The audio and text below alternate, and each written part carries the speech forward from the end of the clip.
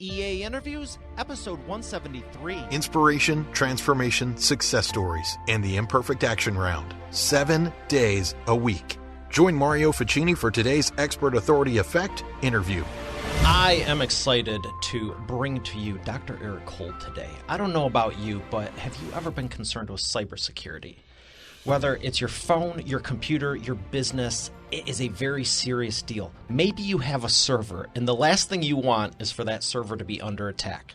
And I know we see stuff like in The Matrix and Neo and all these different movies, and it's like, we're going to blow everything up and all these crazy things. But the reality is, all it really takes is an outdated password, an outdated database, just something really minute, and it can lead to a ton of problems. And that is why I'm excited to have Dr. Eric Cole here today. He has been on CBS, CNN, and a lot of media news outlets. He's worked with international banks and even the CIA.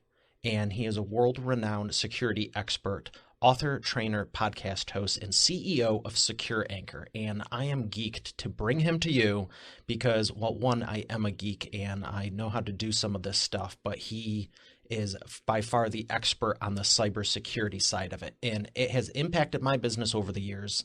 And I want to ask him some things for you because I know you've asked me about them. And you really, really, really should treat this seriously because as much as I love marketing and everything and giving new ideas and helping people publish their books, it's like if you have an issue with cybersecurity, heaven forbid you're in the medical field or a financial practice or an attorney. I mean, it doesn't really matter what the business is, but you need to take this. It's paramount, and that's why I brought him to you. All right, Expert Authority World. Right after we thank our speaker, right after we thank our sponsor, I'm going to bring up Dr. Eric Cole. How would you like to grow your wealth easier than you think with the change you probably don't notice anyhow automatically?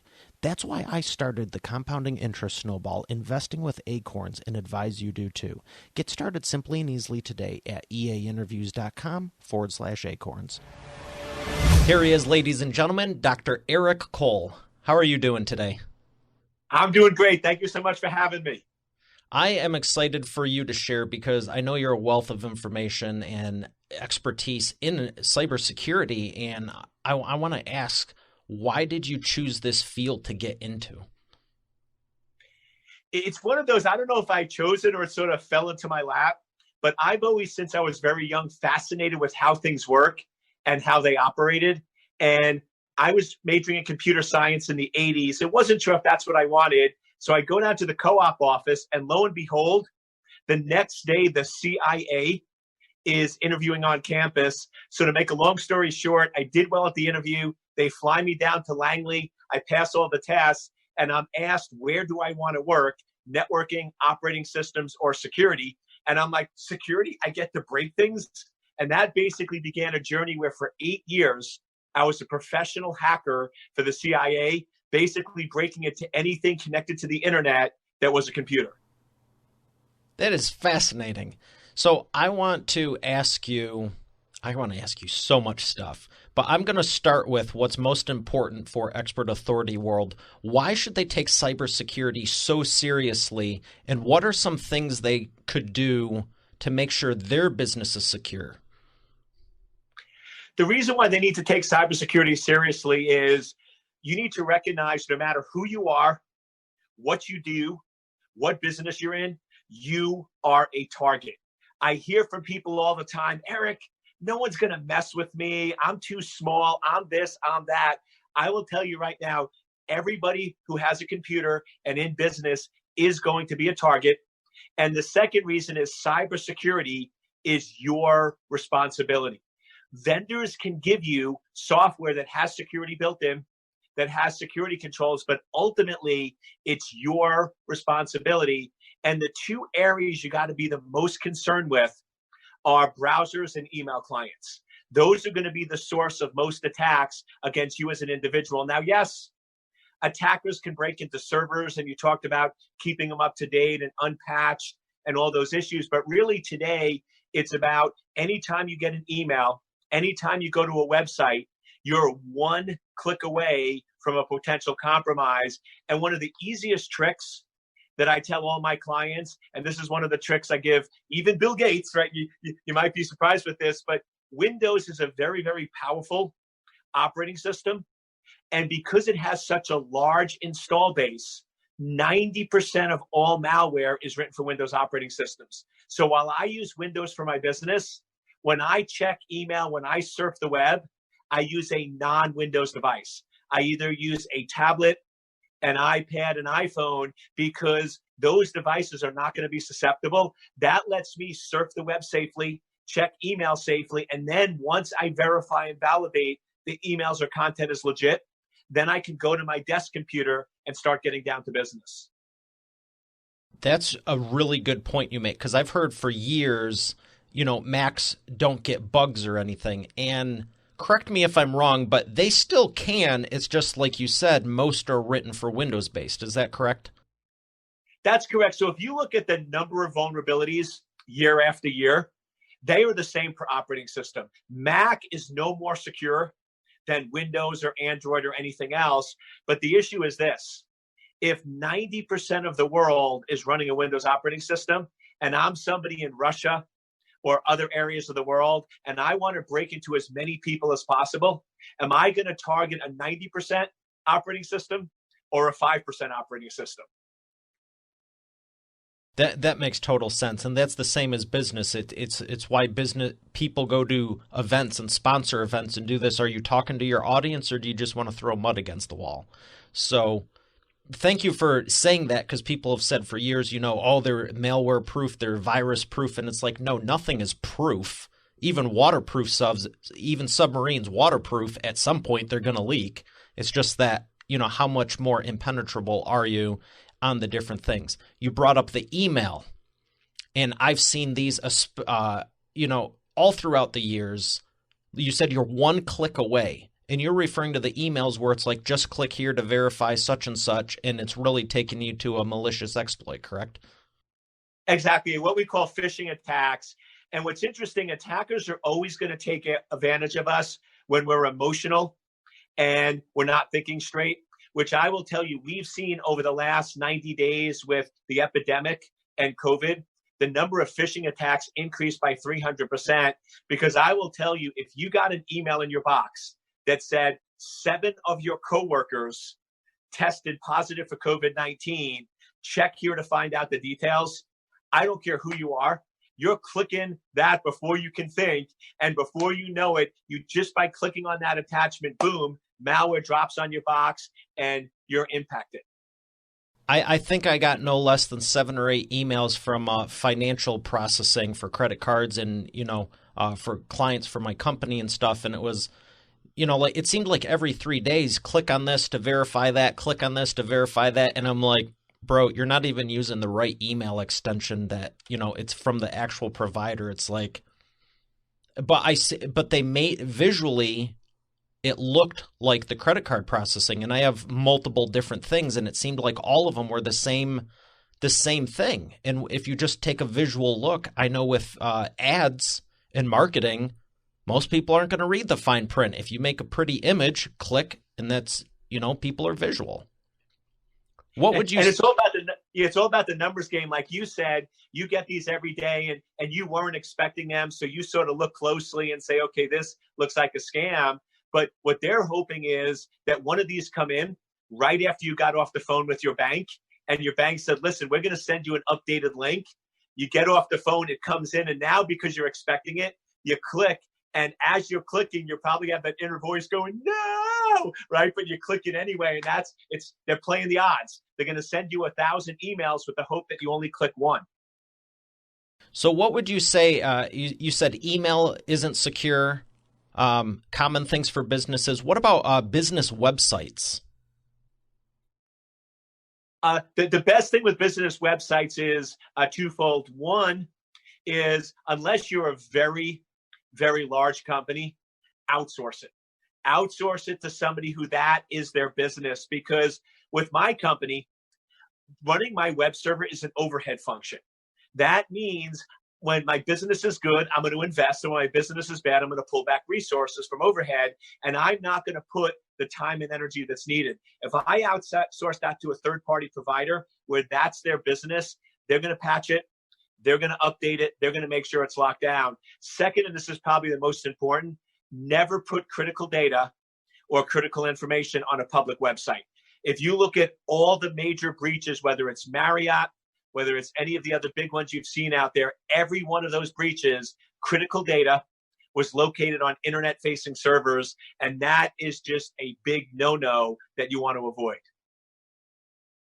Why is that? Why would you want a separate server altogether for critical data versus the public-facing?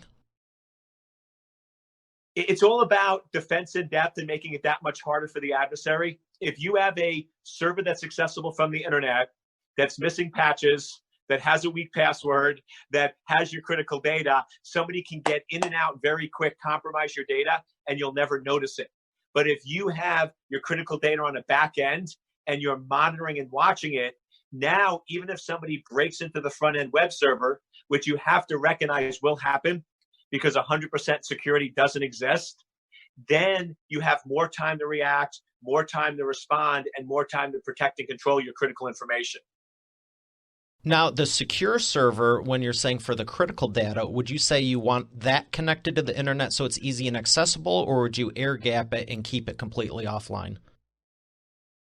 You want to go in and not completely air gap, because remember, the information has to be accessible from the internet, but you want to do what we call a 3-tier architecture, where you have your internet-facing server that is directly accessible from the internet. It then goes through a series of checks that we call middleware, and then your back-end database. So there's 3 levels of security that you have to go through in order for somebody to access that information. So at the like you said, there's no system that's 100% secure. This at least has a lot of checks and balances that they're not going to go in and out without you being notified at some point. Exactly. The way I define security, it's about controlling damage and acceptable level of risk. So what you have to ask yourself is, what is the risk you're willing to accept? And it's always funny because I'll work with an executive of, say, a bank or a healthcare organization, and they say, oh, we have no tolerance. We can't have any records, nothing compromised. We have to be locked down. And I say, great, it's going to cost you $50 million. And they go, okay, maybe we can tolerate a little risk, right? What can you give me for $5 million, right?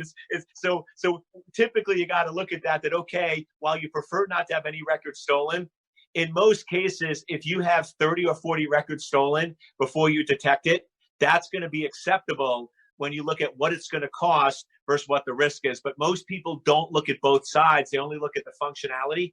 But you want to say, what is the functionality? What is the risk? And what is that acceptable level of risk? And most importantly, what am I willing to pay to achieve that? And I would also have to say you have to look at the impact on the organization, because you can have, right when you said $50 million, I'm like, yeah, you could do the thing from Mission Impossible 2 with laser grids on the vent and fingerprint and a motion detection floor.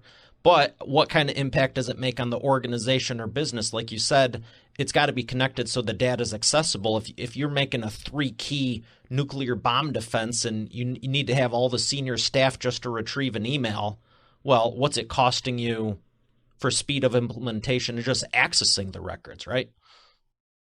Exactly. And the point that you really bring up, which is critical, is anytime you're building, designing a system or a network, security needs to be engaged from the beginning.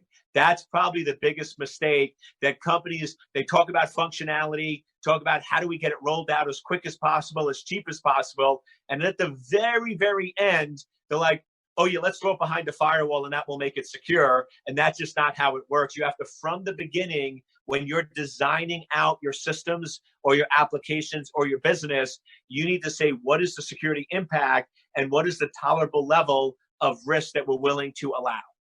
Excellent. Well, you've brought up many good points, and it's why I wanted to start with those, because I know there's, like you said, mainly outsource it for most companies, and maybe you have a server, maybe you don't, but everyone has email.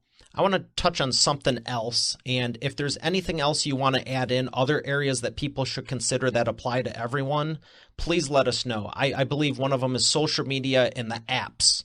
When you click on these oh, click here to see how many butterflies flew up a birthday cake when you were 16 or whatever. And it sends you to one of these sites where it's like, just approve this whole list of permissions. What do you think about those?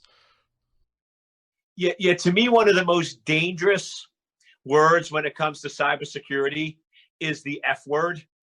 I can't stand the F word. I wish it was removed from the dictionary. And of course, the F word that I'm referring to is free, right? Free is not free. So many people get in so much trouble because there's free apps and they act like a kid in a candy store and they're just downloading all these apps and they don't pay attention that in order for you to access a free app, you have to allow it to access your microphone, your location, and your camera because they're using your data as part of the service. My general rule is if there's not a commercial app, I don't use it because I would rather pay $3.99 and keep my data safe than get it for free and exchange my data for this application. I agree 100%. I almost always pay unless the app is only a free one. I mean, the ads alone ruin the experience, the safety, the security. It's like, plus you're supporting the designer. It's like nothing's free in the world. So is there anything else that expert authority world should consider? We talked about emails. They may or may not have a server. Downloading apps. What is one more point that is probably in the top 10 list that things you should not do other than clicking on the link from the banking, the overseas prince who, I don't even want to name a specific country, but, those are pretty obvious too, or the Russian princess or whatever. Yeah, so I would say probably the biggest one is most apps, most websites, most software that you utilize. The good news, it has security built in. The bad news is it's not turned on by default because banks and e-commerce, they recognize that consumers might want security, but they don't feel we're at the level where they want to inconvenience you. So the two features that I always recommend you turn on, and the first one you alluded to with passwords is two-factor authentication, where every time you authenticate, you want to get a unique code just to add that extra level of protection. The second one is account notification. Anytime somebody tries to access my bank account, tries to transfer money from my bank account, or do anything that could financially impact me, I get a text notification. I'm immediately notified that that's happening, and then I can take action. And I know a lot of listeners, and when I give keynotes in this, they go, but Eric, that's an inconvenience. That's going to take me a few minutes. So here's your options. Option one, you could have a 2 to 3 second inconvenience several times a day where you get notified of things going on with your account. That's option one. Or option two, don't be inconvenienced. And then in 7 months, you have your entire bank account wiped out. Which option would you like? And the reality is in today's world, it's that simple. Yeah, I agree with you. And I did turn on 2FA for a lot of stuff over the last year. And I probably get a third of my emails are just notifications between my software and bank stuff. And yeah, I'm glad I have it on, but it's probably a third to a half of my emails that I get. However, how much bigger of a pain in the butt is it down the road when you might be dealing with it for 4, 5, 6, 7, 8 weeks, if not longer? Heaven forbid someone takes your identity. Exactly. We live in a world where there's going to be a little bit of inconvenience. You just have to pick which one you prefer. That's a good point. That's a very good point. So I have some more questions, but I want to ask you about your clients. What is your biggest success story of someone that obviously needed help, came to you, and then afterwards they were so much happier that they did? I can almost hold up a deck of cards and say, pick one. So but probably one is one that we recently worked on where this was an international organization based overseas, and they thought they had pretty good security. They were spending about $35 million a year on security. It was really what we call checkbox security. They had all the traditional devices, all the traditional components, but they weren't focusing on their critical data, and they weren't monitoring or looking at what was happening. And when we came in to do an assessment, we realized that 6 of their executives' laptops, including the CEO, who travels to China on a regular basis, was infected with monitoring software that was watching and monitoring everything they were doing.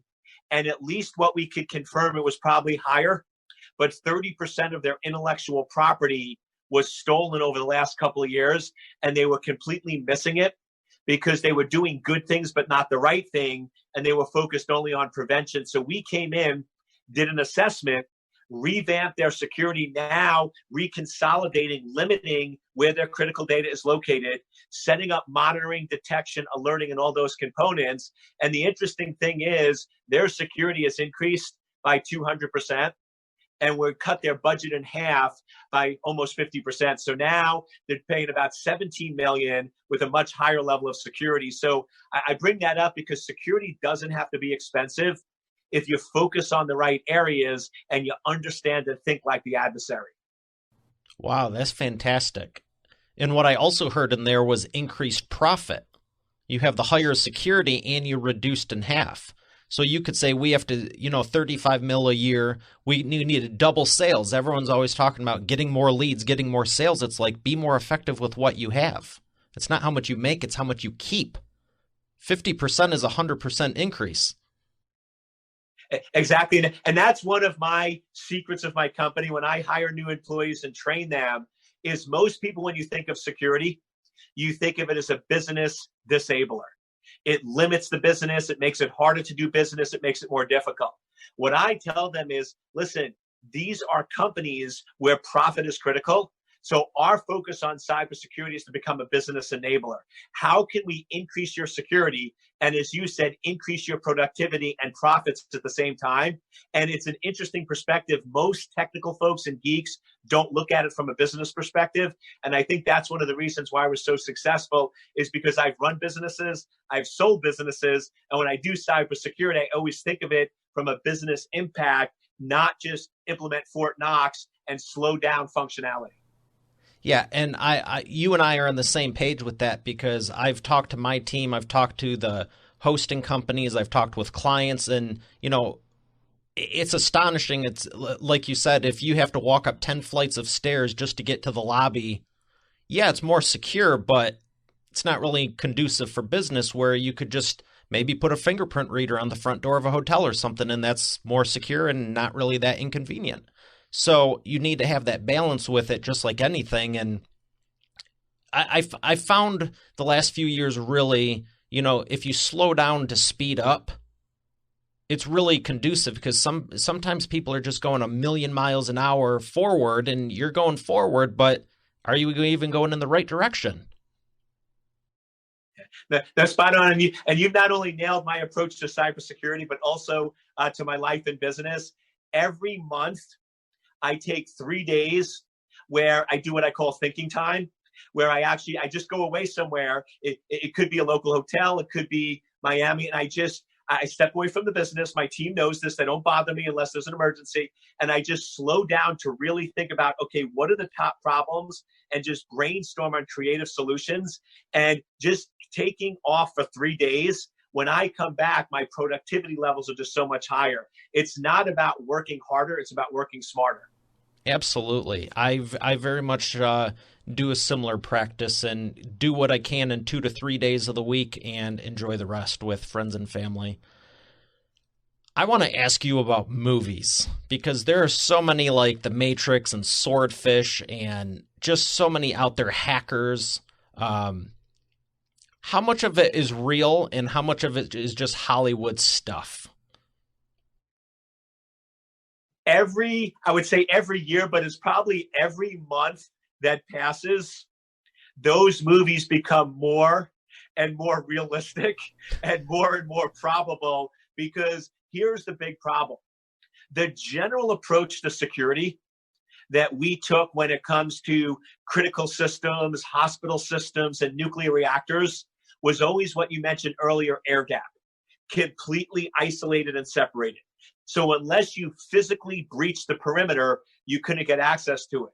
What's happening now is for productivity reasons, they're starting to interconnect all these systems. So most systems, even critical devices, now have some interconnectivity to the network. So now the probability of somebody to hack or break in is much more likely.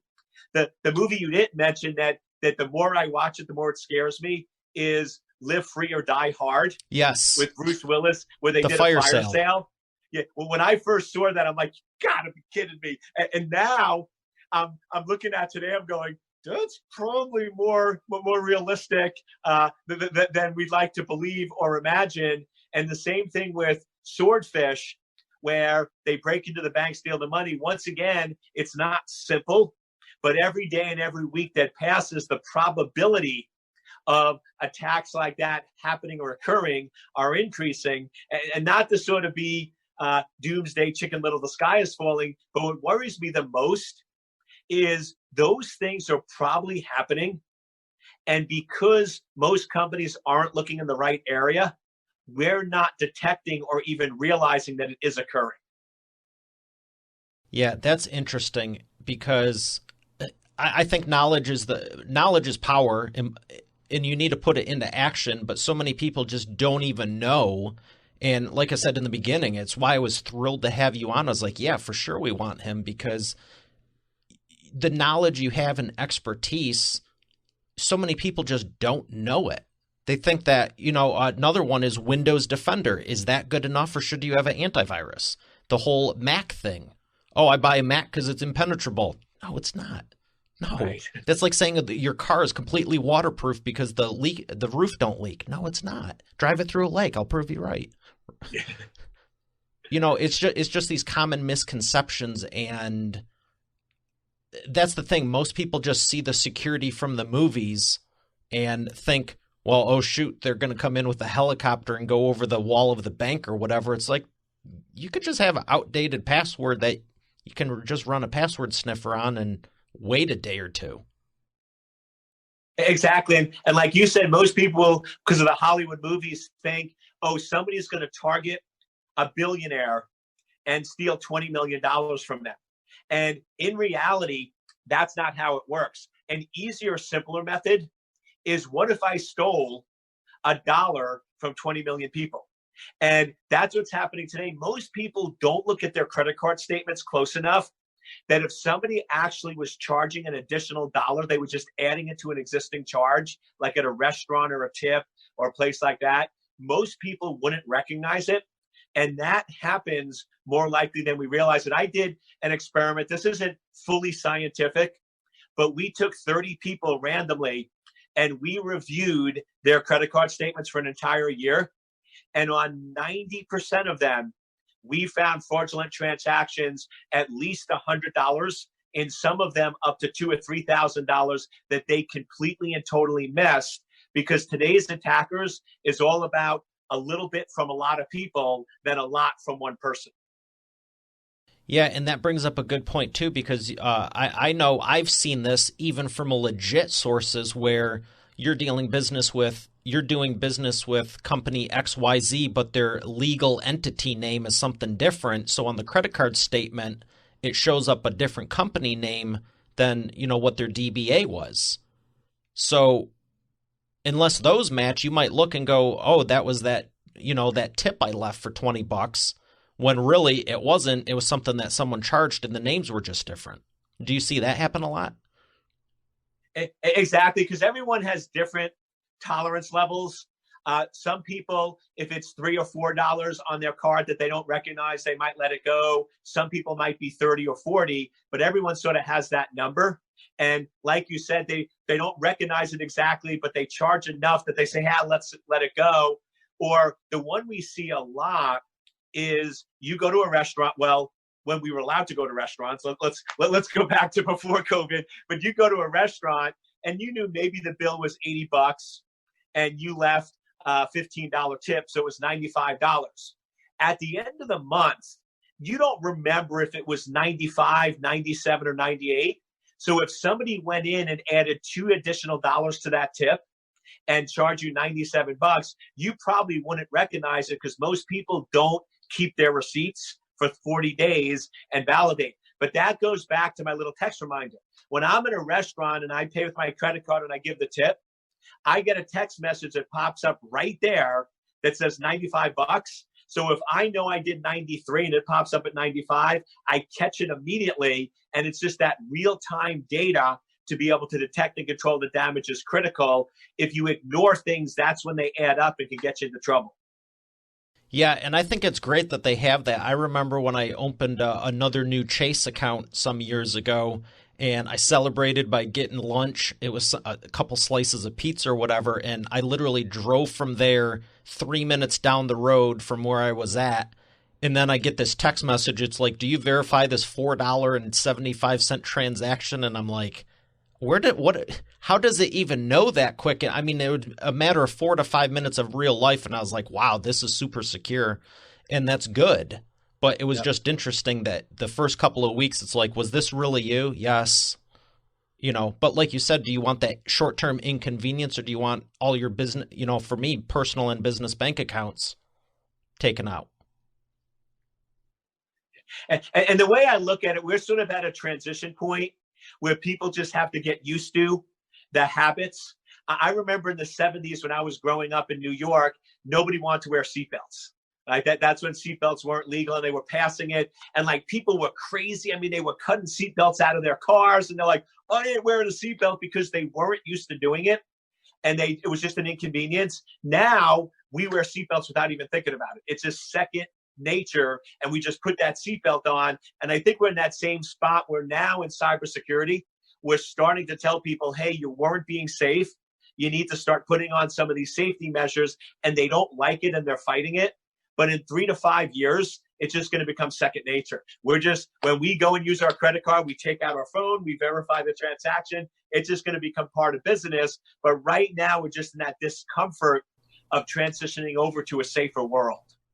Well, I think it's a good thing, and I also know that it's always going to be back and forth, because I remember when CDs were a thing and DVDs, and they had digital rights management and all these different things, and then there was an article that was like, Sony spends millions of dollars to make it so you can't copy them, and all it took was a Sharpie around the edge to fool the laser or whatever. And it's like, if you increase security, someone's going to be fighting it. So I'm glad there's great people like you out there educating, so we can stay on par and ahead of the malicious people, because they're always going to be there.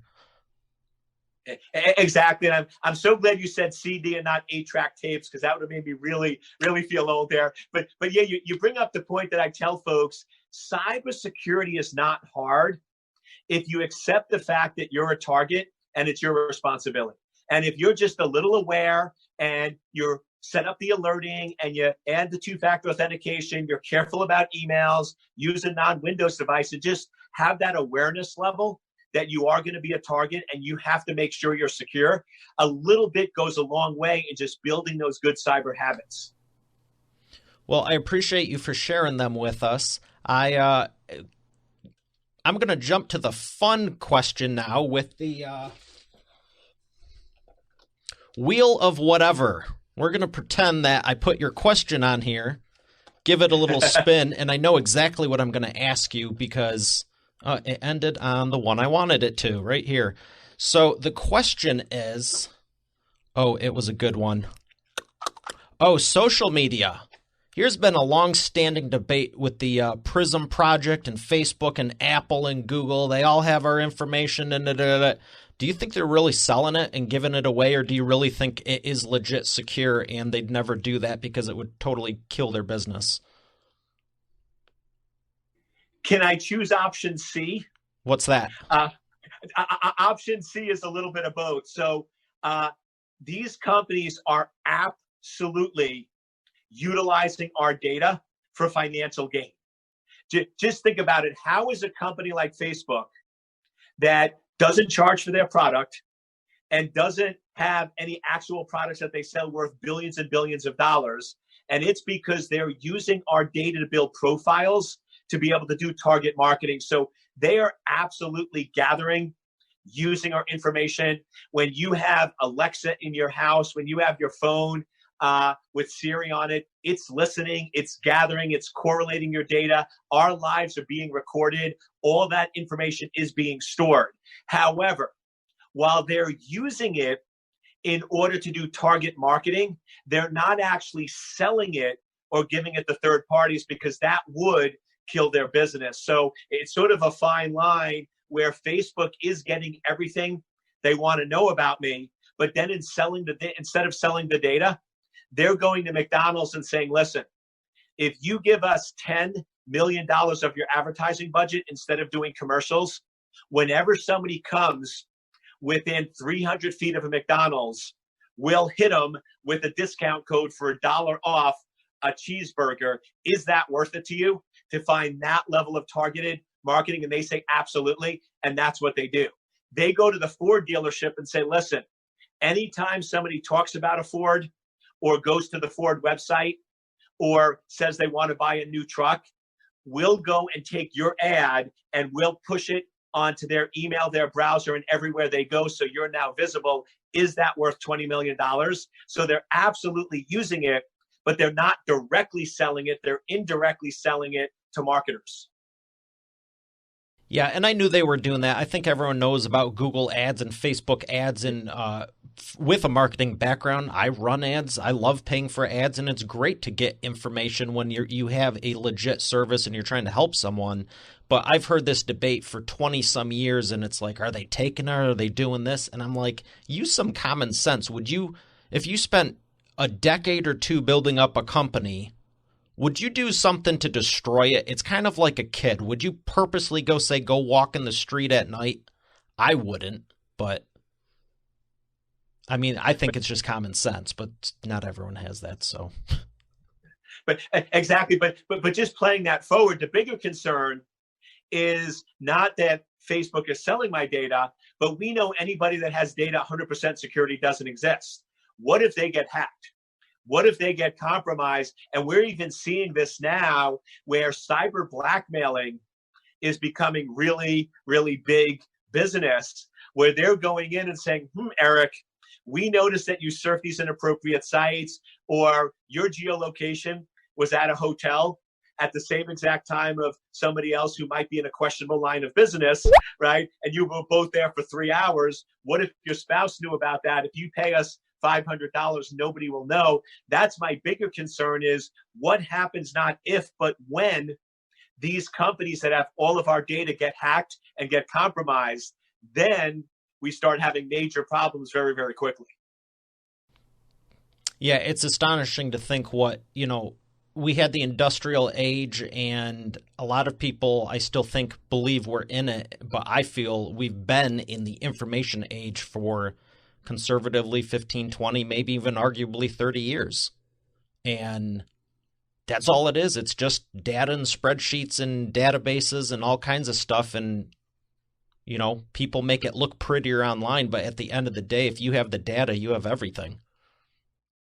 Exactly. And the thing that always astonishes me is we spend a large percent of our lives online. Yet for some reason in the physical world, people have a lot of common sense. But when it comes to cyberspace, common sense is a train that leaves the station and never, ever comes back. And I'll give you a simple example. If you were just physically walking down the street today and somebody walks up to you and says, what's your name? Where do you live? What's your phone number? What's your mother's maiden name? You'd be like, get away from me. I mean, I'm not telling you. I mean, you might think of calling the cops. You'd look around. There's no way you would give that information to a complete and total stranger. However, not saying you, but somebody else tonight, they're just going through Facebook and they're just clicking on things and go, free ebook. And they click on it and a little pop-up appears, says, please enter your name, please enter your phone number, please enter your address. And we're like, absolutely. And we hit enter. That's the same exact scenario. So I always tell people, if you won't do it in the physical world, don't do it in cyberspace. That's a great analogy. And I've told people for years with marketing, when they're trying to advertise something on Facebook, it's like it's a social platform. If you were to picture, would you ever go to a backyard barbecue with a trench coat and be like, hey, I'm selling watches or whatever? It's like, Facebook is not a billboard. Don't just plaster stuff on it. You have to, you know what I mean? It's that same thing. How would this be in real life? And it's It's hilarious. I put a lot of stuff in what I call bucket C, and these are like movie scripts and stand-up comedy routines. It's like, hey, I'm not even going to entertain this as like an actual thing.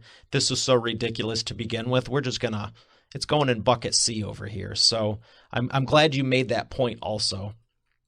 I'm going to thank the sponsor, and we're going to come back for the Imperfect Action Round. Invest automatically, save for later, and spend today. That's why I love Acorns. I used to think spare change didn't make a difference, and saving and investing was an old-fashioned manual process. It's not, and it's a game changer. If you're not leveraging compounding interest in your business and life, automatically, you're missing out.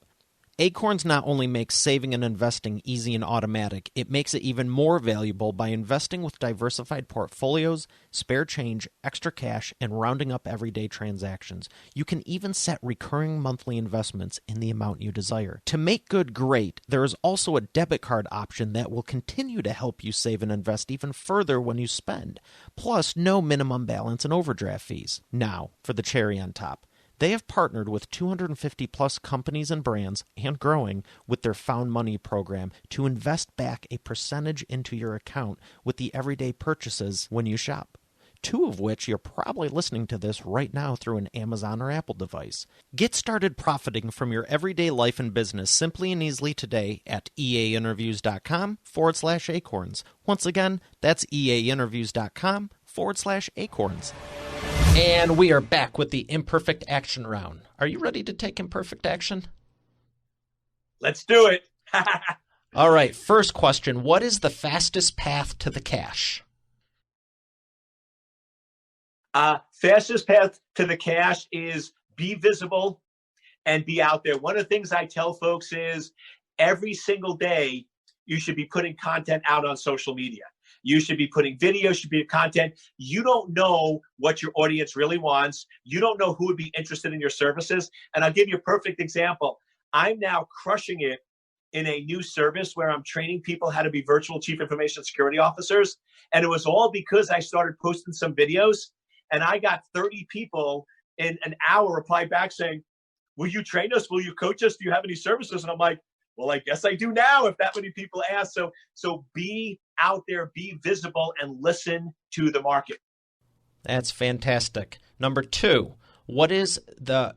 Nope, just ask that one. Just kidding. What is the biggest problem you see your prospects making and the fastest way they can fix it? Biggest problem is they want to go in and make it perfect. So I just had this with one of my clients. He's like, Eric, I'm working on my plan. I'm working on my plan, and I'm tuning my message, and I'm polishing my message. And I'm like, dude, execute. Start doing something. I said, you can plan a little bit, and it's good to sort of have an idea where you're going. But if you've spent the last 3, 4, or 5 months planning, and you're not actually taking action, then stop. Jump off the cliff, get cut up, get bruised, see what happens, but execute on the plan. Stop trying to make the plan perfect. That's powerful. And that's why I call this the Imperfect Action Round, because I've told my clients for years, we're going to be doing imperfect action. We can't make it perfect, but it's going to get done. And truthfully, some of the passwords to my membership sites are take daily imperfect action. So you might tell me to change them now. Yeah. All right. One of my philosophies is that at any moment, the best thing you could possibly do is the right thing. The second best possible thing you could do is the wrong thing. The third worst possible thing you could do is nothing. So I'm a big fan. It's better to do the wrong thing and figure it out than do nothing and never recognize what the real solution was. Yeah, because you can fail today, tomorrow, the next day, and figure it out within 3 to 5 days, maybe a week, or you can think about it for 3 months and you're no further along. Boom. I needed to hear part of that too, so thanks. But everyone needs reminders, and no one's perfect. Don't beat yourself up for it. Number 3, what is the best way to maximize customer lifetime value?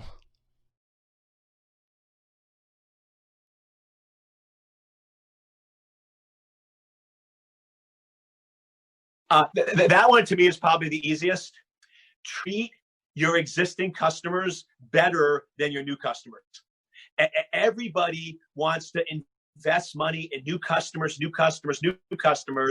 and they think once they get a customer, they don't have to take care of them anymore. But to me, my philosophy with my company is customers for life. Once we get a customer, I want to treat them so good. I want to take care of them that they never, ever think of going anywhere else. If I'm going to give specials and deals to anybody, it's going to be my existing customers. And a great example of this is in my area for my home, we have a cable modem. We have high-speed internet with our cable provider, and they just came out with a deal that will give you $200 off for new customers. So I call them up, and I said, hey, I've been your customer loyal for 4 years. Will you give me $200 off? And they said, absolutely not.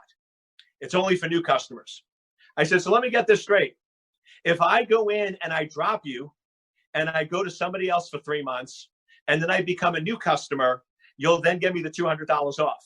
And they said, yes. I said, but what if I switch to another provider and they do a better job and I never come back? And you just heard silence on the line, right? So many companies are so focused on giving better deals to new customers. And I'm like, that's crazy. The best deal should be to your existing customer because reoccurring revenue is the way that you grow. I'm so glad you mentioned that. I've said the similar things to phone companies, and it's astonishing. It's like, I've been with you for 14 years, and you can't help me with this, but this other dude you're going to give $1,000 to switch? Really? Thank you for bringing that up. That's a good one. That's a real good one that hits home. Books. What are some great books you could recommend to Expert Authority World? Oh, that sort of depends on any given day. I mean, of course, I'm a huge fan of Napoleon Hill, except I'm going to mix it up a little bit. I actually don't like his Think or Grow Rich. I know that's his famous one. The one that I like because it really gets you thinking is Interview with the Devil. It's one that's not as well known, but it's a really good, well-written book that I highly, highly recommend. The two others, because I'm really now in the stage of elevating my business to the next level, is I would say Blue Ocean Strategy, about finding that blue ocean. And then the second one is Play Bigger, where they talk about being a category king.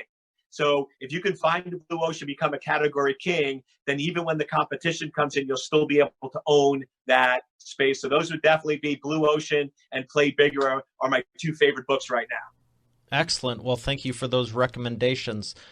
I have enjoyed this so much. I know everyone's going to want to learn more about you. Where would you like them to go to learn more? If they'd like to find out more about cybersecurity and from a business standpoint, go to my company website, secure-anchor.com, secure-anchor.com. If you want to just find out more about my thoughts, my videos, go to any of my social media platforms, ERICCOLE, Dr. Eric Cole. I post videos every day. I do live where I give my thoughts on business, life, and random thoughts. So either Dr. Eric Cole or secureanchor.com are the two best resources. Excellent. Well, thank you so much, Dr. Eric Cole. I have got a lot out of this, and I know Expert Authority World has also. Well, my pleasure, and thank you so much for having me. All right, Expert Authority World, we have another good episode here today. I'll see you tomorrow. Make it a great day, and God bless. Why every business needs a book, including yours. Would you like to save 5+ hours with every prospect, generate more leads, and profit in your business now? Visit businessbookchecklist.com and learn how you can implement this in your business today. Spare change? How's that going to make a difference? I know that's what I thought before I started investing with Acorns. Throwing change in a jar is not very leverage and time-consuming, but what about all the transactions you don't use cash for? Like majority? Acorns not only invest your spare change automatically with roundups, it also lets you add a preset amount to each transaction regardless. It's pretty inspiring to see how quickly and easily you can end up with a pile of cash instead of a pile of receipts. Get started simply and easily today at eainterviews.com/acorns. Once again, that's eainterviews.com/acorns. Hey, thanks for listening to today's episode. I hope you got a lot out of it. I know I sure did. If you haven't done so already, I invite you to subscribe to the show. And also be sure to check out eainterviews.com for complete show notes, the full interview video experience, links to the resources we mentioned, and more. Have a blessed day, and I'll see you tomorrow.